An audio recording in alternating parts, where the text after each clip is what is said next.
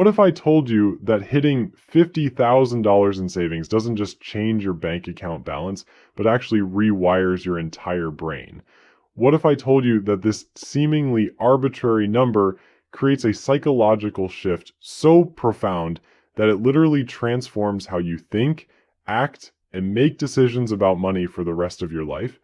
Most people think 50,000 is just another milestone on the way to some bigger goal, but they're missing something crucial. This number represents a complete metamorphosis in your relationship with money, and the changes that happen might shock you. And I spend way too much time thinking about the psychology of money and why some people build wealth while others stay stuck in financial quicksand. If you're someone who wants to understand what really happens when you cross major financial thresholds, make sure to hit that subscribe button and give this video a thumbs up if it ends up changing how you think about your savings goals. Here's what most people don't realize about reaching $50,000 in savings. They think it's just about having more money in the bank, but that's like saying a butterfly is just a caterpillar with wings. Sure, technically true, but you're missing the entire transformation that makes it possible. The shift from having a few thousand saved to having 50,000 isn't linear. It's not like going from walking 1 mile to walking 10 miles. It's more like the difference between crawling and suddenly discovering you can fly. The first thing that changes when you hit 50,000 is something psychologists call your locus of control. Before this milestone, money controls you. You wake up checking your bank balance with that familiar knot in your stomach.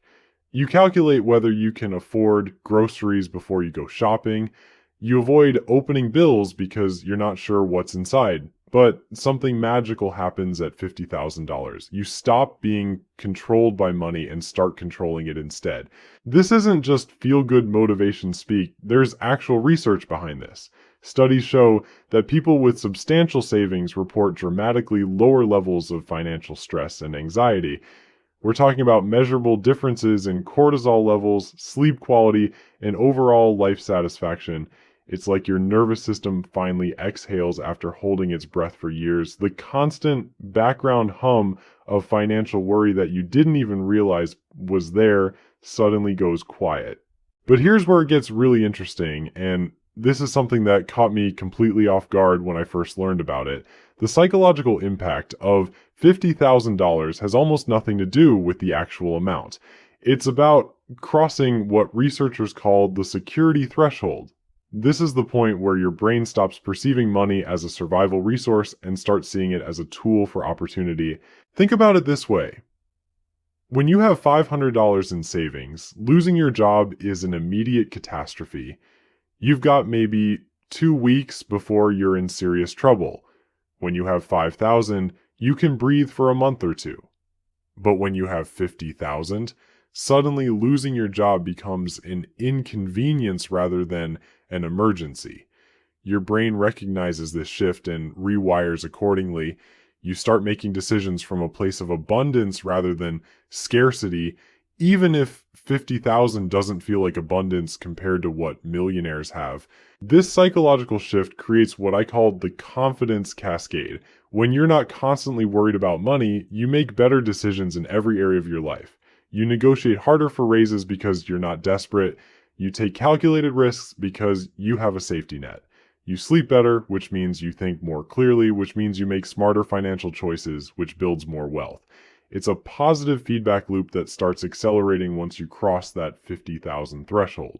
But let's talk about something that nobody warns you about when you're working toward this goal. Hitting $50,000 can actually be dangerous if you're not prepared for it. I know that sounds ridiculous, but hear me out. There's a psychological phenomenon that financial advisors see all the time where people reach a significant milestone and then sabotage themselves. They start spending more because they feel wealthy. They relax their savings habits because they think they've made it. They upgrade their lifestyle because, hey, they've got $50,000 in the bank, right?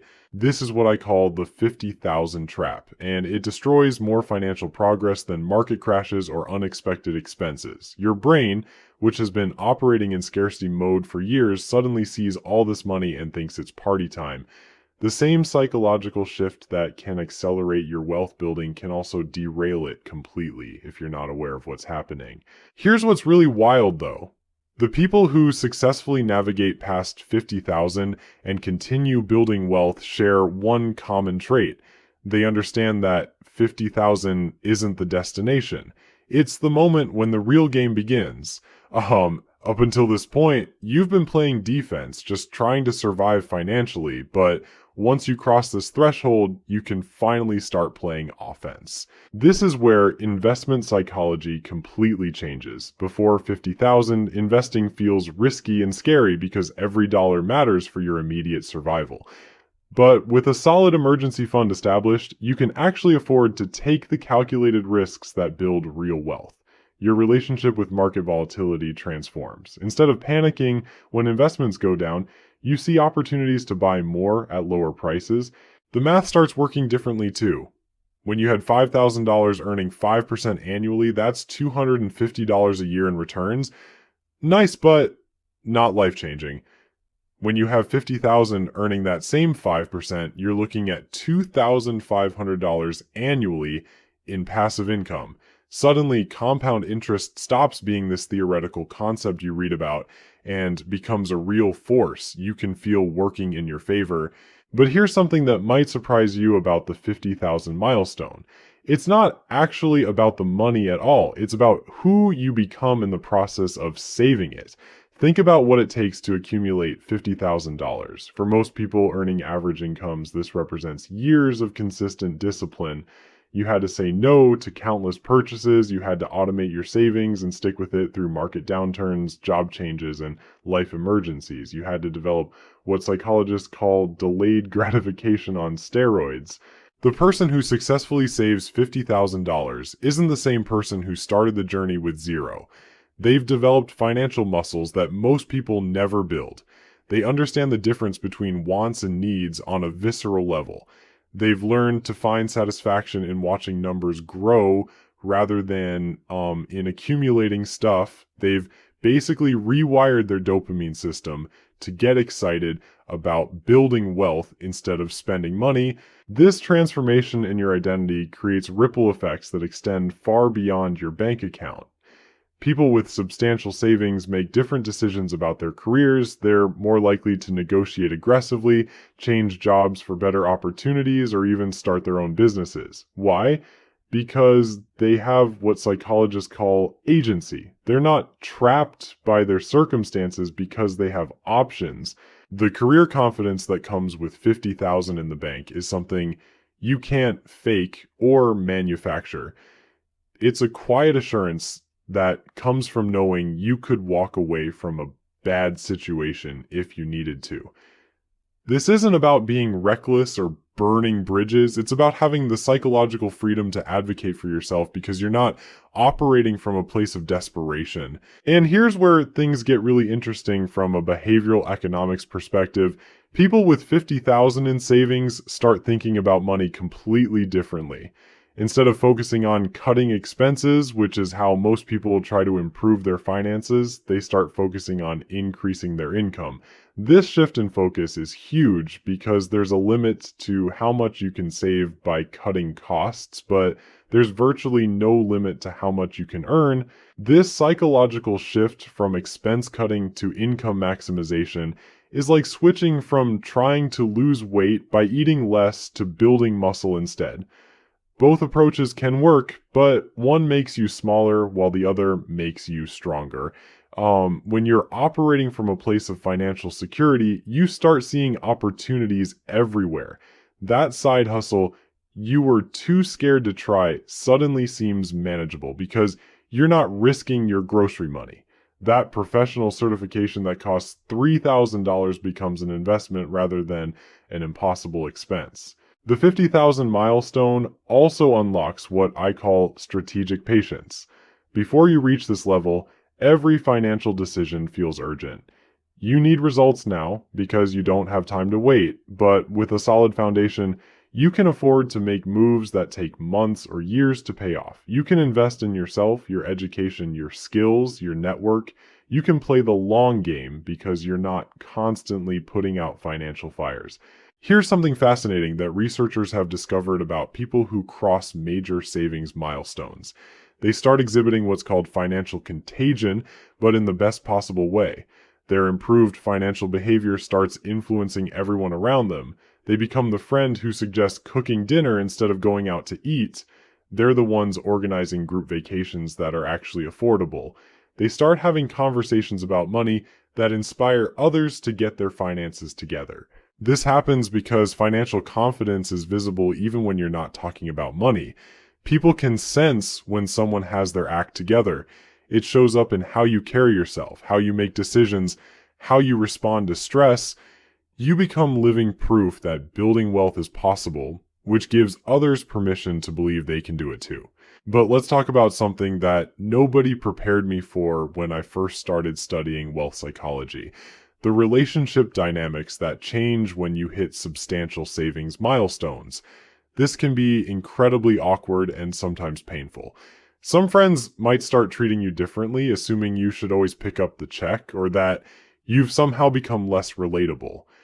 Family members might start coming to you with their financial problems, not necessarily asking for money, but expecting free financial advice and emotional support. On the flip side, you might find yourself becoming more selective about the people you spend time with. When you're focused on building wealth, hanging around people who constantly complain about being broke while spending money on things they can't afford becomes exhausting. It's not that you become judgmental, it's just that you're operating from a completely different mindset now. The dating dynamics change too, and this is where things can get really complicated. Having substantial savings makes you more attractive to some people, but for all the wrong reasons. Meanwhile, you might find yourself attracted to partners who share your financial values rather than just your interests. Money conversations go from being taboo to being essential, because you now understand that financial compatibility is just as important as any other kind of compatibility. Here's another psychological shift that happens around 50,000 that most people don't expect. You start developing what I call wealth paranoia, and it's actually a good thing. You become hyper aware of anything that could threaten your financial progress. That investment opportunity your coworker is raving about gets scrutinized instead of blindly trusted. You start reading the fine print on everything. You become naturally suspicious of get-rich-quick schemes because you understand how hard it was to build what you have. This paranoia might seem excessive to people who've never built substantial savings, but it's actually a protective mechanism. Your brain has finally recognized that you have something valuable worth protecting.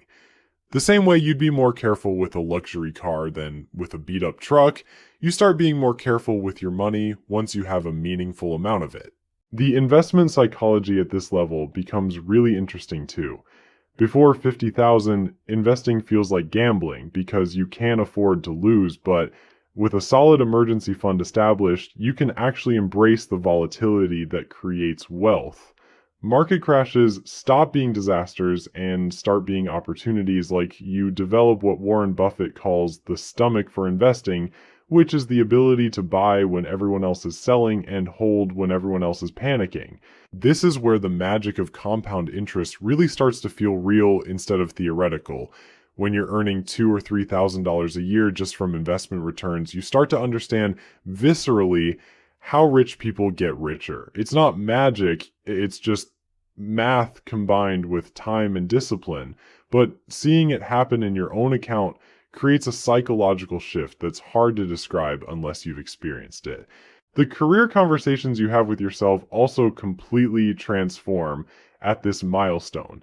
That job you hate but stay at because you need the paycheck suddenly becomes optional, not because you can retire on $50,000, but because you have enough runway to make a strategic career move.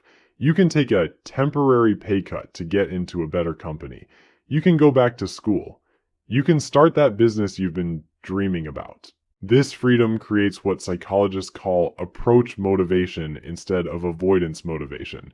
Instead of working to avoid being broke, you start working toward building something meaningful. It's the difference between running away from a bear and running toward a goal. Both involve running, but the psychological experience is completely different. The relationship with risk changes in ways that might surprise you. You'd think having more money would make you more risk averse, but the opposite often happens. When you have a solid financial foundation, you can afford to take calculated risks that could dramatically improve your situation. The person with 50,000 in savings is more likely to invest in themselves, start a business, or make a strategic career change than someone living paycheck to paycheck. This psychological shift around risk creates what I like to call the 50,000 paradox. You'd expect that having more to lose would make you more cautious, but the opposite happens. When you're broke, every financial decision feels like a potential catastrophe. Should I spend $20 on that online course? What if I need that $20 for gas next week? But when you have 50,000 in the bank, that same $20 decision becomes trivial. You stop sweating the small stuff because you finally have perspective on what actually matters. But here's where it gets weird, and I mean genuinely strange in a way that nobody talks about. Having substantial savings can actually make you feel guilty. I know that sounds ridiculous, but stick with me here. You start noticing how many people around you are struggling financially, and suddenly you feel like you're hoarding resources while others are suffering. You might catch yourself downplaying your financial situation or feeling awkward when friends complain about money problems. This guilt can manifest in some pretty counterproductive ways. Some people start making poor financial decisions because they feel bad about having money. They'll lend money to friends who never pay them back, or they'll pick up the check constantly to avoid seeming selfish. Others go the opposite direction and become almost secretive about their financial situation, which creates its own set of problems in relationships. The truth is, feeling guilty about building wealth is like feeling guilty about being healthy while other people are sick. Your financial success doesn't take anything away from anyone else. In fact, the opposite is true. When you're financially stable, you're not a burden on the social safety net. You're not asking friends for loans or relying on family members for support. You become part of the solution rather than part of the problem. Here's something that absolutely blew my mind when I first learned about it. The 50,000 milestone changes how you perceive time itself. When you're living paycheck to paycheck, you're trapped in what psychologists call present bias. You can only think about immediate needs because the future feels too uncertain to plan for. But substantial savings create what researchers call temporal flexibility. Suddenly you can make decisions based on long-term outcomes rather than immediate pressures. This time, perspective shift affects everything from your career choices to your relationships to your health decisions. You start thinking in years and decades rather than weeks and months. That expensive gym membership stops being a luxury and becomes an investment in your future self. That boring but stable job becomes a strategic stepping stone rather than a prison sentence. The social dynamics around $50,000 are fascinating and sometimes brutal. You'll discover who your real friends are pretty quickly. Some people will be genuinely happy for your progress and might even ask for advice on how they can improve their own situation. Others will become resentful or start making snide comments about how you must be cheap or lucky. The people who react negatively are usually the ones who are most frustrated with their own financial situation, but that doesn't make it any less awkward to deal with.